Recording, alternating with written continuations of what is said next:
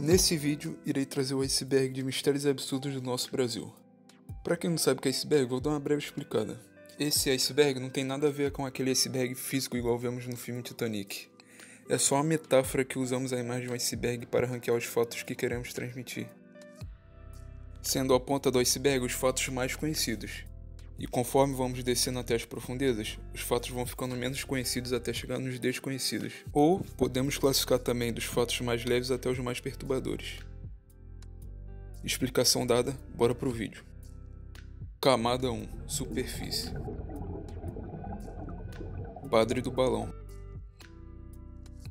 Adelino Antônio de Carli, conhecido como Padre do Balão, foi um sacerdote católico brasileiro e ativista pelos direitos humanos, falecido após um acidente durante um voo que realizava amarrado a balões cheios de gás hélio.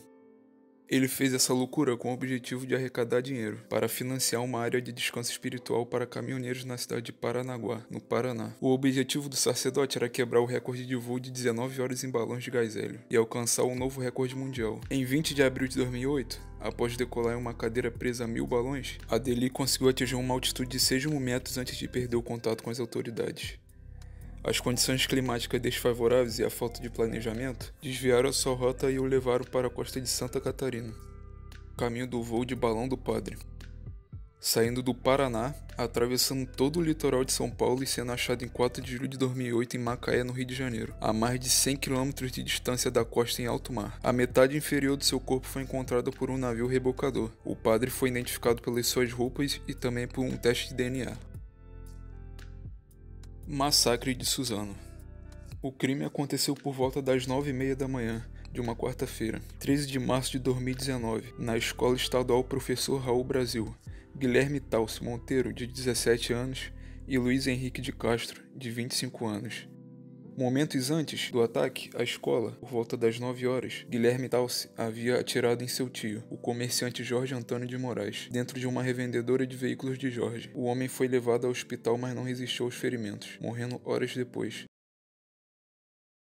Guilherme e Luiz Henrique de Castro entraram efetuando diversos disparos durante o horário de intervalo e atingindo dezenas de pessoas. Um dos atiradores se dirigiu ao pátio, enquanto o outro em seguida entra na escola e com a machadinha começou a desferir golpes nas vítimas já caídas. Os alunos desesperados correram escola fora. 5 alunos do ensino médio foram mortos, sendo que 4 morreram ainda na escola e 1 no hospital.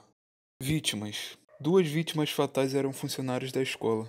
A primeira a receber o disparo foi a professora Marilena Ferreira Vieira Umenzo, coordenadora pedagógica. A outra funcionária morta, Eliana Regina de Oliveira Xavier, era inspetora.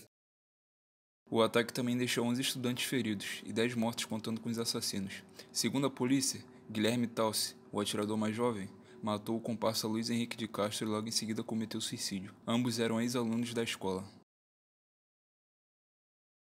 Pororoca.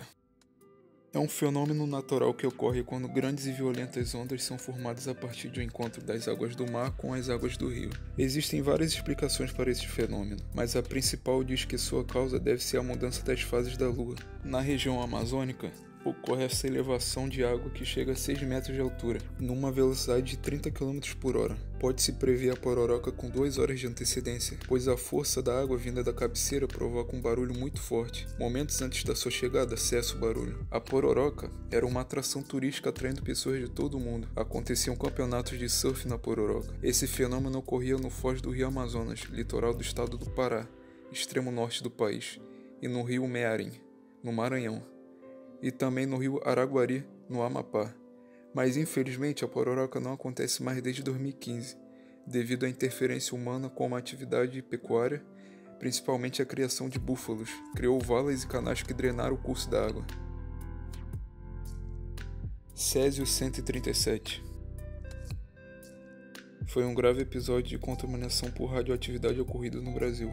A contaminação teve início em 13 de setembro de 1987, quando um aparelho utilizado em radioterapias foi encontrado dentro de uma clínica abandonada, no centro de Goiânia. O instrumento foi encontrado por catadores de um ferro velho do local, que entenderam tratar-se de sucata. Foi desmontado e repassado para terceiros, gerando um rastro de contaminação. Afetou centenas de pessoas. O acidente com o Césio 137 foi o maior acidente radioativo do Brasil e o maior do mundo ocorrido fora de usinas nucleares. O equipamento foi encontrado por 2 rapazes. Imaginando que haveria algum valor de mercado após o desmonte e separação das peças, a peça foi vendida para um ferro velho.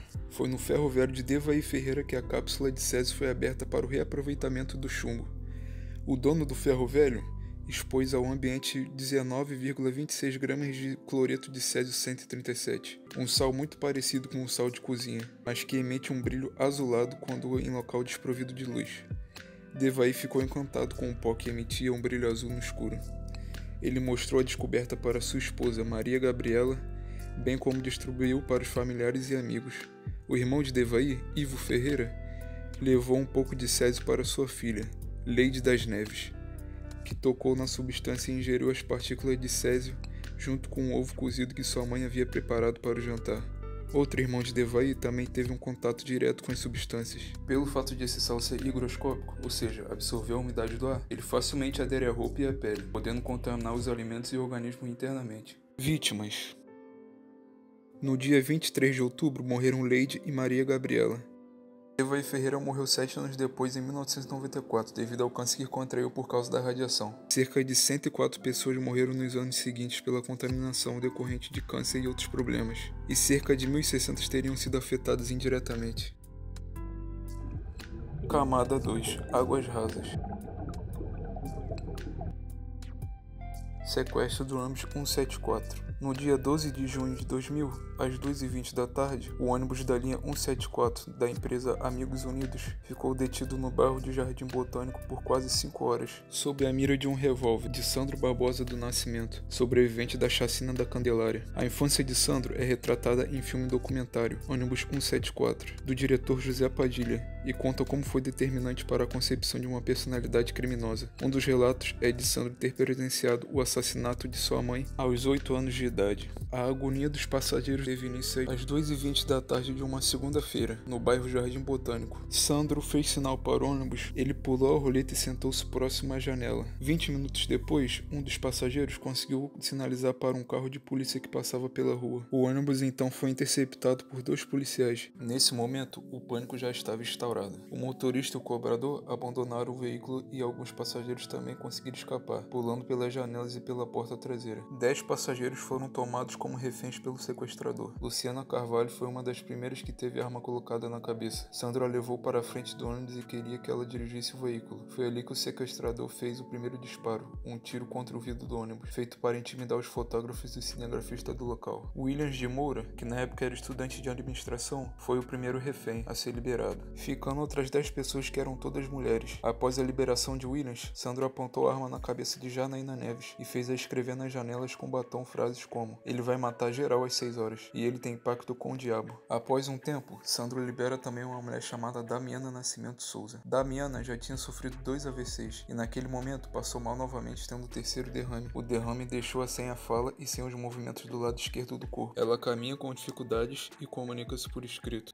Um dos momentos de maior tensão foi quando o assaltante andou de um lado para o outro com um lençol na cabeça de Janaína. Segundo ela, Sandro afirmou que iria contar até 100 e quando chegasse no fim da contagem, ele a mataria. Sandro contava pulando os números e ao chegar ao número 100, fez a refém se abaixar e fingiu dar um tiro na sua cabeça. Às 6h50 da noite, Sandro decidiu sair do ônibus, usando a professora Geisa Firmo Gonçalves como escudo. Ao descer, um policial do grupamento de intervenção tática tentou alvejar Sandro com uma submetralhadora e acabou errando o tiro, acertando a refém de raspão no queixo. Geisa acabou também levando 3 tiros nas costas disparados por Sandro. De acordo com o Instituto Médico Legal, Geisa foi alvejada 4 vezes. A primeira vez pela arma do policial, o que deveria ter sido o tiro letal em Sandro feriu de raspão o queixo da moça. A reação do bandido foi se abaixar, usando a jovem como escudo. Ao mesmo tempo disparava queima-roupa, atingindo o tronco e o meio das costas de Geisa. Com sua refém morta, Sandro foi imobilizado, enquanto uma multidão correu para tentar linchá-lo. Ele foi colocado na viatura com outros policiais segurando. Sandro foi morto por asfixia ali dentro. Segundo sua tia Julieta Rosa do Nascimento, a assistência social Ivone Bezerra e a avó Dona Elza da Silva, Sandro não era capaz de matar ninguém, mas de acordo com a polícia do Rio, Sandro tinha um comportamento nervoso e agressivo e chegou a quebrar o braço de um policial e morder outros ao tentar supostamente tirar uma arma deles.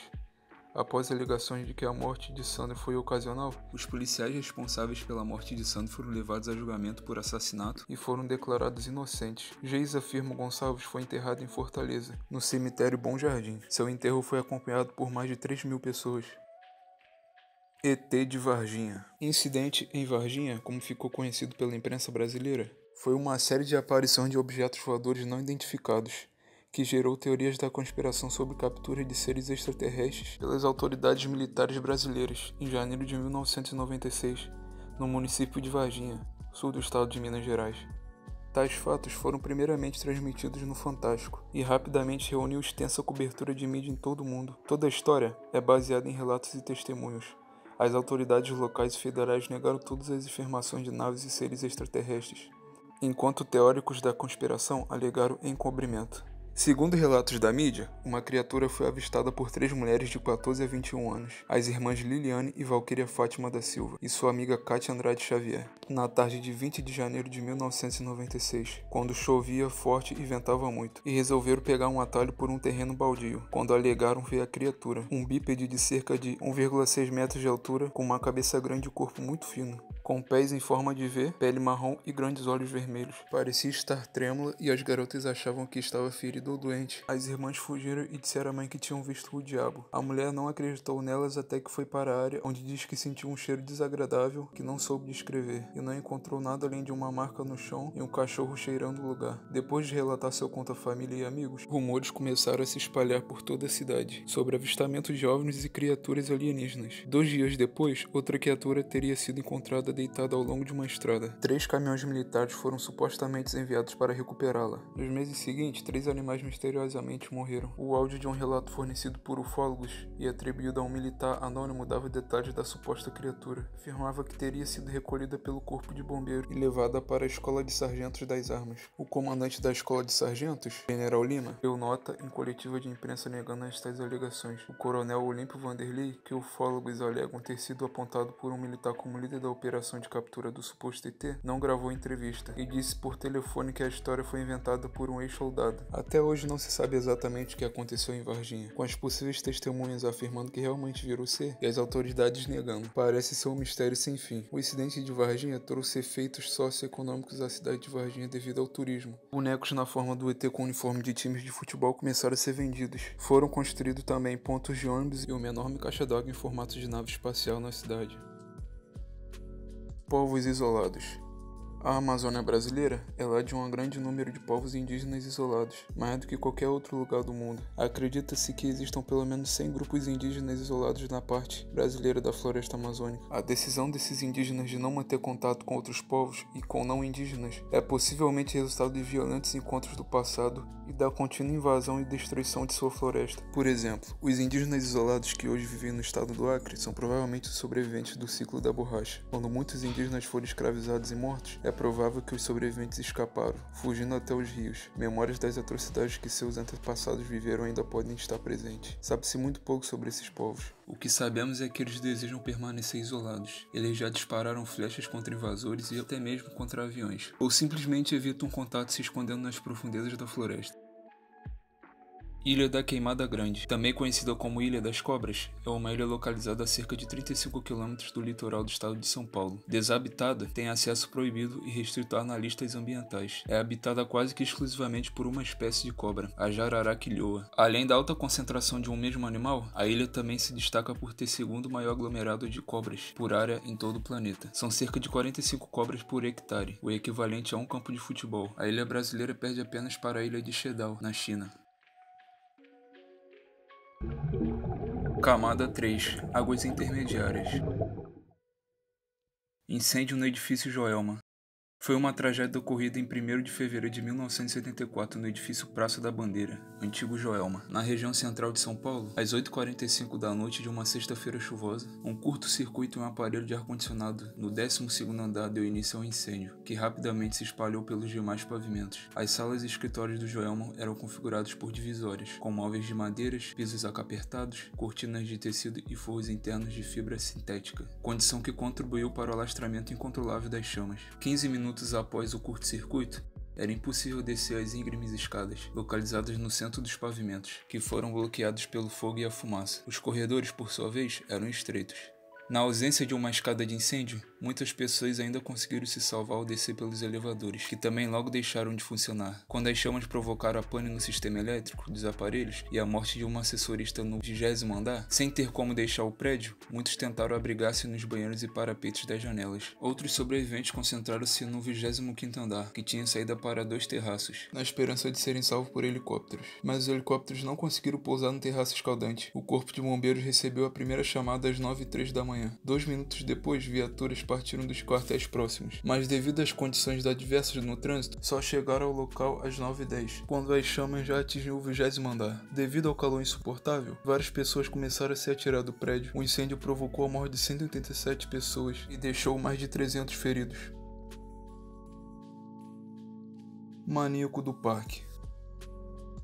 Francisco de Assis Pereira, nascido em Guaraci em 29 de novembro de 1967, também conhecido como Maníaco do Parque, é um assassino em série brasileiro. Francisco estuprou e matou ao menos 7 mulheres e tentou assassinar outras 9 em 1998, mas ele confessou 11 assassinatos, sendo condenado por crimes de estupro, estelionato, atentado violento ao pudor e homicídio. Seus crimes ocorreram num parque do estado, situado na região sul da capital de São Paulo. Nesse local, foram encontrados os corpos das vítimas. Durante o interrogatório, o maníaco do parque afirmou que convencer suas vítimas era simples, bastava falar aquilo que queriam ouvir. Ele cobria todos de elogio, se identificava como caça-talentos de uma importante revista, oferecia um bom cachê e convidava as moças para uma sessão de fotos num ambiente ecológico. Dizia que era uma oportunidade única, algo predestinado, que não poderia ser desperdiçado. Embora tenha sido condenado a mais de 280 anos de prisão, a legislação brasileira da época não permitia que uma pessoa passasse mais de 30 anos na cadeia, sendo esperado que ele seja solto por volta de 2028. Incêndio na Boate Kiss.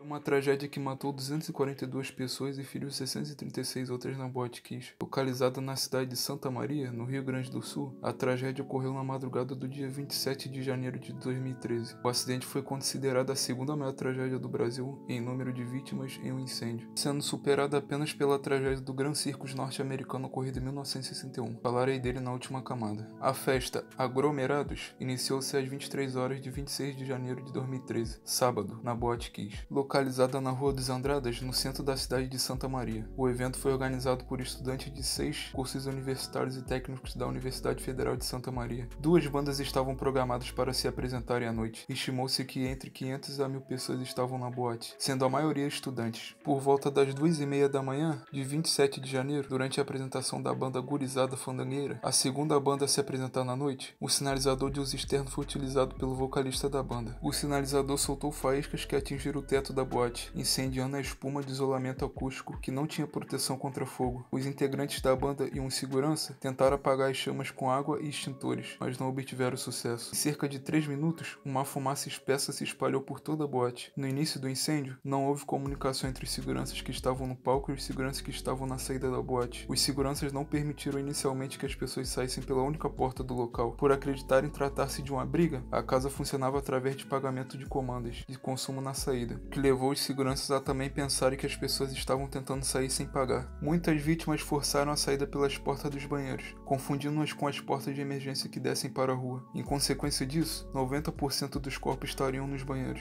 Durante o incêndio, de dentro da boate, uma das vítimas fatais conseguiu enviar uma mensagem através do Facebook, comunicando o incêndio e pedindo ajuda. Ainda sem saber das dimensões da situação, amigos pediram mais informações, mas não obtiveram resposta. Essas foram as vítimas fatais do incêndio.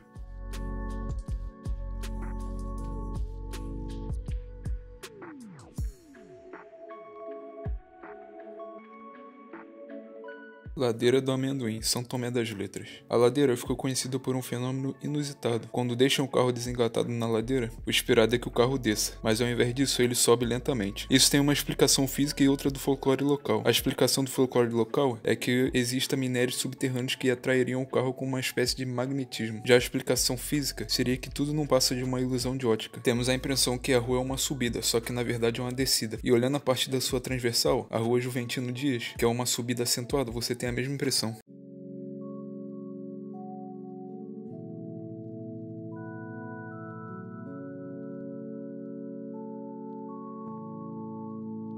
Camada 4. Águas fundas. Noite oficial dos OVNIs. Foi a noite do dia de 19 de maio de 1986, quando foram registrados diversos objetos voadores não identificados no espaço aéreo brasileiro. Os registros ocorreram no estado de São Paulo, Goiás, Rio de Janeiro e Paraná. O episódio se tornou um marco na ufologia brasileira. O fato ocorreu na noite do dia 18 de maio de 86 e estendeu-se até a madrugada do dia 19. Cerca de 20 OVNIs foram detectados pelos radares do Centro Integrado de Defesa Aérea e Controle de Tráfego Aéreo de Brasília. Os primeiros avistamentos tiveram início às 6h30 da noite. Os pilotos tentaram perseguir os OVNIs com caças. Na perseguição chegaram à velocidade de Mach 1,5, cerca de 1.296 km/h. Por várias vezes, eles conseguiram se aproximar dos OVNIs, mas sempre que chegavam perto, o alvo disparava quase que imediatamente. A menor distância que conseguiram chegar do alvo foi de 1,85 km. Apesar da noite clara, sem nuvens e com a lua cheia, as detecções eram intermitentes e simplesmente desapareciam com a aproximação do caça ao local indicado. No dia 23 de maio de 1986, o então ministro da Aeronáutica, Otávio Júlio Moreira Lima, deu uma entrevista coletiva à imprensa, juntamente com os pilotos dos caças, confirmando os acontecimentos. Por isso os eventos daquela noite ficaram conhecidos como a Noite Oficial dos OVNIs. Voo Gol 1907. Foi uma rota comercial doméstica operada pela Gol Linhas Aéreas Inteligentes, utilizando um Boeing 737. Em 29 de setembro de 2006, a aeronave partiu do Aeroporto Internacional Eduardo Gomes, em Manaus, com destino ao Aeroporto Internacional do Galeão, no Rio de Janeiro. Enquanto sobrevoava o estado do Mato Grosso, colidiu no ar com o Embraer Legacy 600. Todos os 154 passageiros e tripulantes a bordo do Boeing 737 morreram após a aeronave se despedaçar no ar e cair em uma área de mata fechada, enquanto o Legacy, apesar de ter sofrido danos graves na sua asa e estabilizador, pousou em segurança com os seus 7 ocupantes não lesionados. O acidente desencadeou uma crise na aviação civil brasileira. Foi o segundo mais letal da aviação do país, superado apenas pelo voo TAM 3054. Irei falar dele na próxima camada. Pedra da Gávea. É uma montanha localizada na Floresta da Tijuca, no Rio de Janeiro. A meteorização diferenciada em um dos lados da rocha criou o que é descrito por alguns como um rosto humano estilizado. Há uma suposta inscrição esculpida na rocha da montanha, que pesquisadores afirmam estar em fenício, uma língua antiga. A inscrição traduzida é essa que está na tela, não vou nem me arriscar a pronunciar isso. O fenício é escrito da direita para a esquerda, que é traduzido aproximadamente como Tyre, Fenícia, Badesi, primogênito de Det-Baal. Alega-se que isso possa corresponder a um governante fenício chamado Badesi. Governou Tyre em meados do século IX a.C., ou 850 a.C. Também alega-se que o rosto da rocha foi esculpido à semelhança de Badesi. Mas essa questão no rosto é mais teoria do que realidade. Acredito que isso seja só uma pareidolia mesmo. Massacre de Realengo. Ocorrido em 7 de abril de 2011, por volta das 8h30 da manhã, na Escola Municipal Tasso da Silveira, em Realengo, no Rio de Janeiro. Wellington Menezes de Oliveira, de 23 anos, invadiu a escola armado com 2 revólveres e começou a disparar contra os alunos presentes. Wellington era filho adotivo de Dicea Menezes de Oliveira, o caçula de 5 irmãos, e foi adotado ainda bebê. Sua mãe biológica sofria de problemas mentais e chegou a tentar se matar. É descrito por familiares e conhecidos como um rapaz calado, tímido e introspectivo, que não se metia em problemas nem desrespeitava regras. Wellington dirigiu-se a pé para a escola na manhã dos 7 de abril de 2011, portando 2 revólveres, um calibre 38 e outro calibre 32. Ele estava bem vestido e, por volta das 8, identificou-se como palestrante que iria conversar com os alunos naquela manhã. Depois subiu para o primeiro andar e entrou numa sala de aula da 8ª série, onde estava ocorrendo a segunda parte de uma aula de língua portuguesa com a professora Leila D'Angelo. Wellington entrou sem pedir licença, calmamente, e então pegou suas armas, uma em cada mão, e começou a atirar nos alunos, nos braços e pernas dos meninos e nas cabeças das meninas, visando matar somente elas. Segundo testemunhas, ele se referia às meninas como seres impuros e posicionava a arma em suas testas de forma cruel antes de matá-las. Morreram 10 meninas e 2 meninos, todos com idade entre 13 a 16 anos. Ele conseguiu dar mais de 30 tiros. Houve pânico e os alunos e funcionários começaram a correr. Agentes do Departamento de Transportes Rodoviários, que faziam uma fiscalização em uma rua próxima, foram avisados por uma criança baleada que conseguiu fugir da escola. Policiais militares foram até o local e, na tentativa de impedir Wellington, efetuaram 2 disparos. Um atingiu a perna do rapaz e o segundo o abdômen. Logo em seguida, ele caiu na escada que dava acesso ao andar de cima, e então atirou contra a própria cabeça. Essas foram as vítimas fatais do massacre.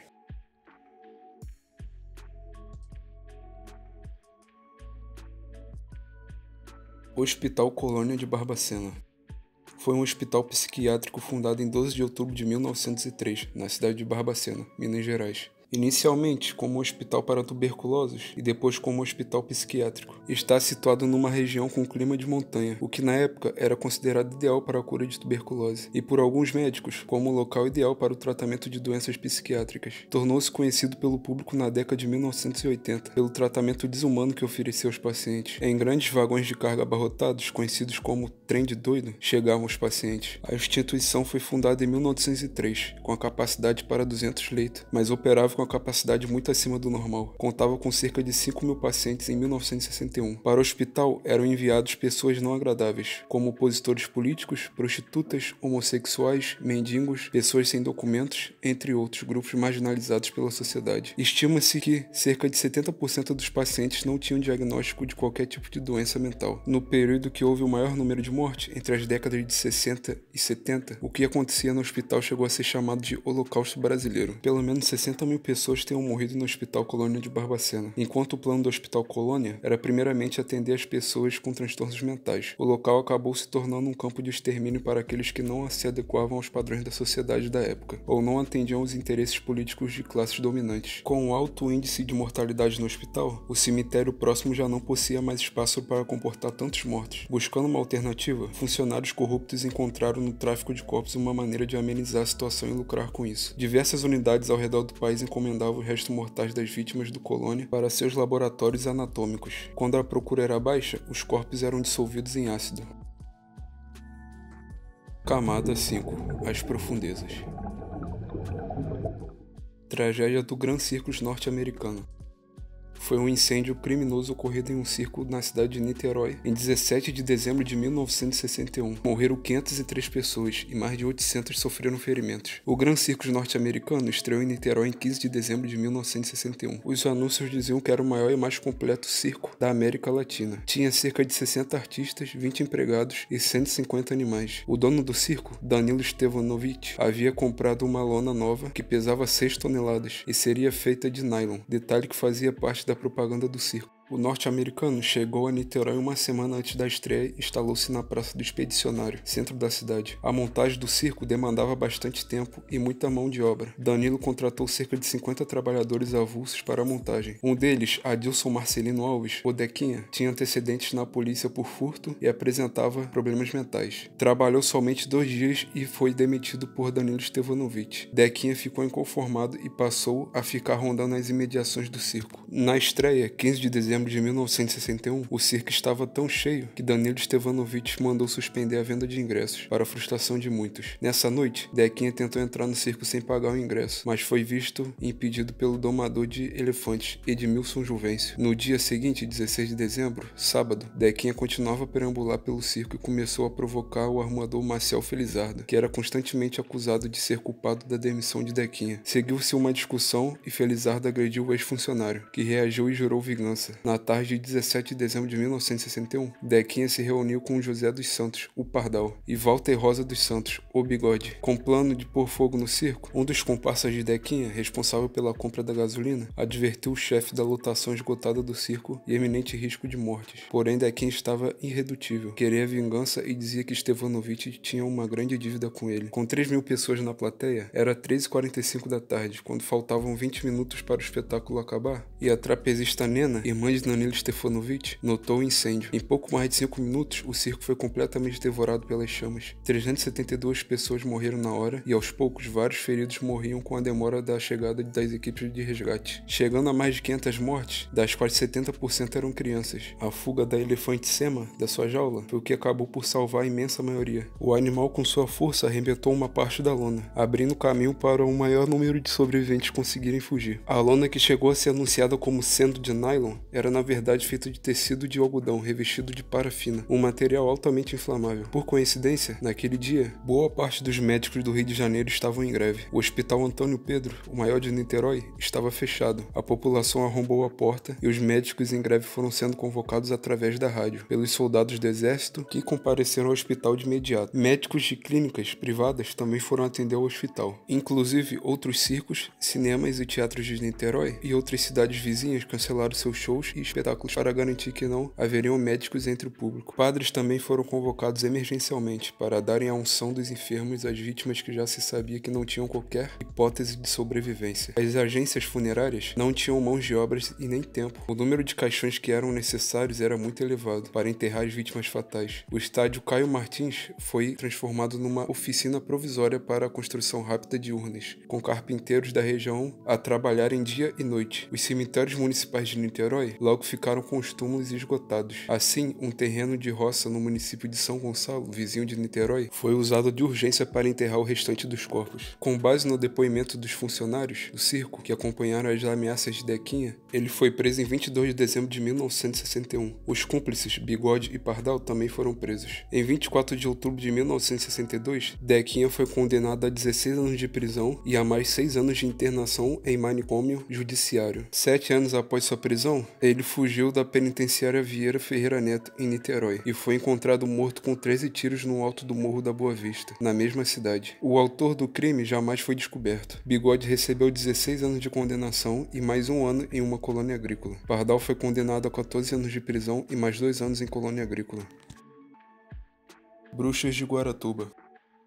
O caso Evandro, também conhecido como Bruxas de Guaratuba, refere-se ao suposto sequestro e assassinato do garoto Evandro Ramos Caetano, em 1992, na cidade litorânea de Guaratuba, no Paraná. Evandro Ramos Caetano, de 6 anos de idade, desapareceu no dia 6 de abril de 1992. Seu corpo foi encontrado em 11 de abril no matagal da cidade, sem vários órgãos, com mãos e pés amputados e vísceras e coração arrancadas. A Promotoria Pública do Paraná indicou Beatriz Cordeiro Abage e sua mãe, Celina Abage, como mentoras do sequestro e morte de Evandro. A alegação foi de sequestro e utilização da criança em suposto ritual de magia negra para obtenção de benefícios materiais junto a espíritos satânicos. Em 23 de março de 1998, Beatriz e Celina foram julgadas pela primeira vez, em processo que é o mais longo júri da história da justiça brasileira, 34 dias de julgamento. No veredito, foram consideradas inocentes. Em 1999, o júri foi anulado, com um novo julgamento realizado 13 anos depois, em 28 de maio de 2011, com votação apertada, 4 votos contra 3. No segundo julgamento, Beatriz foi condenada a 21 anos e 4 meses de prisão. Em 16 de abril de 2016, o Tribunal de Justiça do Paraná concedeu perdão de pena para Beatriz Abage. Em 2018, o Projeto Humanos, um podcast que é produzido pelo jornalista Ivan Mizanzuki, retratou o caso. Fruto de 2 anos de investigação jornalística, a narrativa expôs as falhas da investigação, os hiatos e as perguntas não respondidas relativas ao crime, e trouxe à tona uma nova versão. Os depoimentos colhidos pela Polícia Militar do Paraná foram arrancados sob tortura. Em 4 de janeiro de 2022, o governo do Paraná publicou um documento pedindo desculpas a Beatriz Abage pelas torturas. Gravações foram apresentadas alegando que os investigados foram torturados para confessarem o crime. Na época, a tese de tortura foi derrubada pelo exame de corpo de delito feito com declarações das réis. Porém, o modo como o exame foi feito passou a ser questionado pela defesa. Mais indícios de torturas apareceram em 2020, quando o jornalista Ivan Mizanzuki conseguiu acesso a uma versão não editada da fita que contém a gravação da confissão dos acusados. Também foram levantadas suspeitas que o corpo enterrado no cemitério central de Guaratuba não seria do menino Evandro Ramos Caetano. O julgamento de 1998, as réis do caso chegaram a ser inocentadas porque o júri entendeu que não estava comprovado que o corpo era de Evandro. A defesa alegava que 3 exames de DNA haviam sido feitos, sendo o resultado dos 2 primeiros inconclusivos. Há conflitos em relação a como as amostras para o exame foram colhidas. Apenas um exame teve resultado afirmativo e conclusivo. Segundo o zelador do cemitério de Guaratuba, Luiz Ferreira, o corpo não está enterrado no local qual o MP diz estar. O corpo mutilado foi colocado no caixão ainda na cena do crime, sem passar pela devida perícia e logo em seguida enterrado. Nem mesmo os familiares velaram o corpo. Esse foi só um resumo do caso, que é muito mais complexo que isso. Se quiserem se aprofundar mais, tem vários vídeos no YouTube só sobre o caso. Recomendo.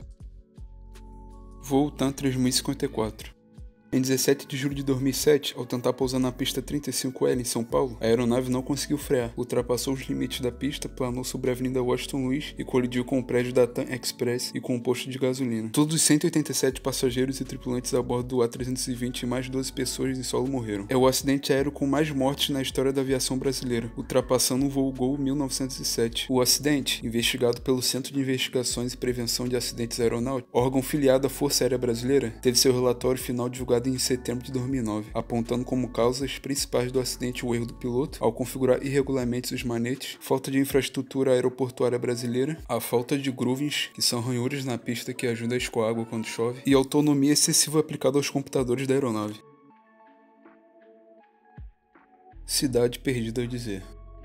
É uma cidade indígena que o coronel Percy Harrison Fawcett, pesquisador britânico, acreditava existir na selva do estado do Mato Grosso. Baseada nas primeiras histórias da América do Sul e em suas próprias explorações na região do Rio Amazonas, Fawcett teorizou que uma civilização complexa tenha existido lá um dia e que ruínas isoladas podem ter sobrevivido. Fawcett encontrou um documento conhecido como Manuscrito 512, que hoje é mantido na Biblioteca Nacional do Brasil. Teria sido escrito pelo bandeirante português João da Silva Guimarães. João escreveu em 1753. Ele havia descoberto as ruínas de uma cidade antiga que continha arcos, uma estátua e um templo com hieróglifos. Hieróglifos são escritas antigas esculpidas na pedra. Ele descreveu as ruínas da cidade com muitos detalhes, mas sem informar sua localização. O manuscrito 512 foi escrito depois das explorações feitas no sertão da Bahia. Fawcett pretendia começar uma busca pela cidade. Ele estava preparando uma expedição para encontrar a cidade perdida, quando começou a Primeira Guerra Mundial e o governo britânico suspendeu seu patrocínio. Em 1920, Fawcett realizou uma expedição pessoal para encontrar a cidade, mas desistiu depois de ter uma febre e ter de matar seu burro de carga. Em uma segunda expedição, 5 anos depois, Fawcett, seu filho Jack e um amigo Helig Himmel desapareceram na selva do Mato Grosso. O misterioso desaparecimento rendeu um livro com o nome A Cidade Perdida a Dizer, lançado em 2009. E em 2016, ele foi adaptado pelo roteirista e diretor James Gray para um filme de mesmo nome, estrelado por Charlie Hunnam, Robert Pattinson e Sienna Miller.